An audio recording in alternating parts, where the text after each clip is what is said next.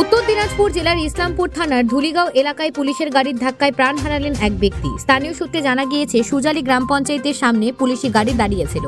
চালক চা খেতে যায় এবং গাড়ির চাবি রেখে যান। তখন গাড়িতে থাকা এক পুলিশ কর্মী গাড়ি স্টার্ট দিলে গাড়ি নিয়ন্ত্রণ হারিয়ে ফেললে তার ধাক্কা মারে এক পথচারীকে।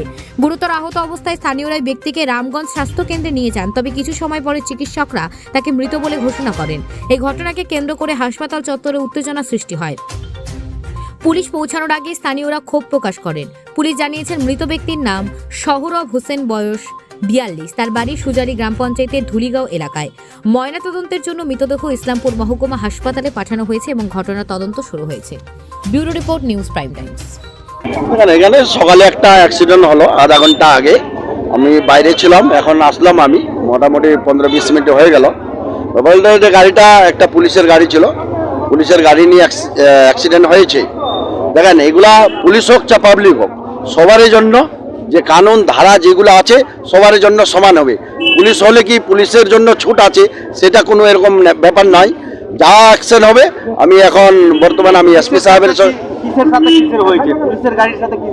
দেখেন, পুলিশের গাড়িটা দাঁড়িয়েছিল, নতুন ছেলে মনে হয় যে গাড়িতে চাপে একেবারে পুরা ঢুলিগাঁও মোড়টাতে 3-4 রাউন্ডটা মেরেছে। ওর গাড়িটা সামলাতে পারেনি। এসকেলেটারে পাটা ছিল, কিন্তু ব্রেক ট্রেক এ সম্বন্ধে গাড়ি চালাতে ও জানেনি, সেই জন্য এই ঘটনাটা হয়েছে। পুলিশ আছে, এখন পুলিশ দেখছে, বড়বাবু রামগঞ্জ থেকে এসছে। কিন্তু পুলিশের গাড়ি হোক চা পাবলিকের গাড়ি হোক, ব্যাপার হলো সবার জন্য একই কানুন, একই যেন অ্যাকশন হয়। আমি এসপি সাহেবের উপর আর বড়বাবু আইসি সাহেবের উপর নিবেদন করব, যে কেউ হোক যেরকম আম পাবলিকের জন্য অ্যাকশন হয়, সেটাও যেন এই পুলিশ বা যেই অ্যাক্সিডেন্টটা করেছে তার বিরুদ্ধে সেই লিগাল অ্যাকশন যেন হয়। কি কি ক্ষয়ক্ষতি হয়েছে? ক্ষয়ক্ষতি হয়েছে, একজন মানুষের তো এখন সিরিয়াসই আছে, উনাকে রেফার করা হলো মনে হয়, যেটুকু শুনতে পারলাম। কিন্তু ক্ষতি অনেক হয়েছে মানুষটার। কি নাম যে সিরিয়াস আছে?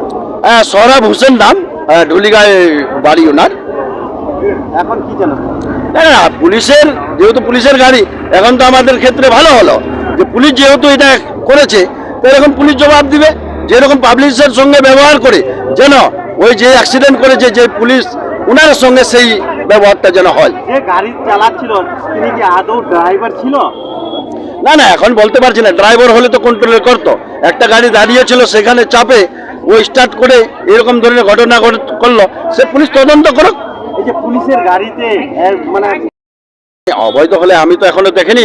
ব্যাপার হলো অবৈধ হোক চা বৈধ হোক, ব্যাপার হলো যেরকম আম পাবলিকের সঙ্গে ব্যবহার হয়, আমি আশা করব এখানকার রামগঞ্জের বড়বাবু এবং আইসি এবং এসপি সাহেবের কাছে অনুরোধ করে যেন আমরা এই সঠিক বিচারটা যেন আমরা পাই।